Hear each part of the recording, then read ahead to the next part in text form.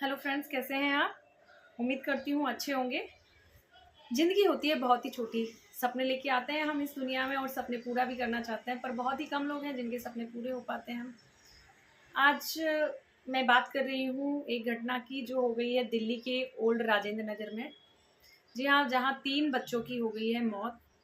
3 बच्चों की मौत पानी में डूबने से हुई है, और ये पानी और कहीं नहीं, बेसमेंट में। वो आईएएस की कोचिंग के लिए वहाँ आए थे, आईएएस की कोचिंग कर रहे थे और बेसमेंट में पानी भर गया जहाँ पर उनकी डेथ हो गई। आइए मैं आपको बता दूँ क्या है पूरा माजरा।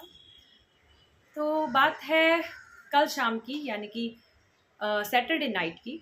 सैटरडे नाइट में क्लासेस चल रही थी और आईएएस की क्लासेस थोड़ी लंबी होती हैं, हम सभी जानते हैं। लेकिन अचानक से जैसे ही वहाँ क्लासेस चल रही थी, बच्चे उसमें ही अंदर थे, बेसमेंट में ही। बेसमेंट एक स्टोरेज था, पहले स्टोरेज को ही एक अरेंज करके एक एजुकेशनल इंस्टीट्यूट बनाया गया।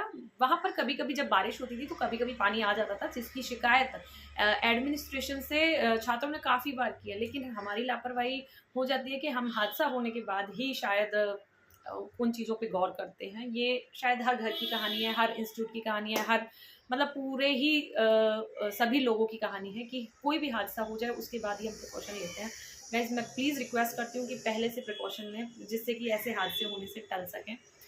तो ओल्ड राजेंद्र नगर में सीवर नाले के फटने से और लगातार बारिश होने की वजह से अचानक से पानी इतना बढ़ गया कि जो बेसमेंट है वो तो भर ही गया, साथ में पानी इतना ज़्यादा था कि ओवरफ्लो के कारण पानी सड़क तक आने लगा।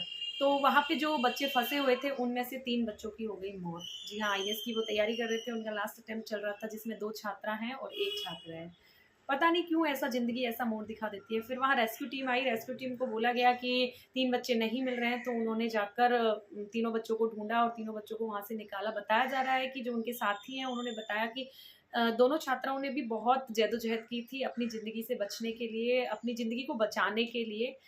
वो लड़ गई थी पूरा, जितनी उनमें हिम्मत थी, जितना सामना कर सकती थी उन्होंने किया। बताया जा रहा है कि वो टेबल तक पे चढ़ गई थी, और लेकिन पानी का बहाव इतना ज़्यादा था कि वो अपने आप को नहीं बचा पाई और पानी के साथ बह गई और वहीं पे डूब कर उनकी मौत हो गई। साथ में ही एक छात्र था जो भी अपनी ज़िंदगी से हाथ धो बैठा। अब इसमें गलती किसकी है?